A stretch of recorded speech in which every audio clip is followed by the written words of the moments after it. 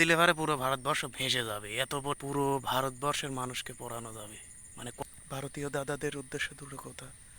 এই যে দাদারা, আপনারা যারা আমাদেরকে কথায় কথায় হেয় প্রতিপন্ন করেন বা কথায় কথায় বলেন যে ভারতীয় মানে ফসল ছাড়া আমাদের বাংলাদেশে চলবে না বা চলতে পারবে না, ভারতীয় আলু ছাড়া, ভারতীয় পেঁয়াজ ছাড়া, ভারতীয় রসুন ছাড়া নাকি আমরা চলতে পারবো না। তো তাদের উদ্দেশ্যে একটা কথাই বলতে চাই, দাদাদের উদ্দেশ্যে, সেটা হচ্ছে শুধু আলু পেঁয়াজ রসুনই এবার বাংলাদেশে মানে পর্যাপ্ত পরিমাণে হয়নি।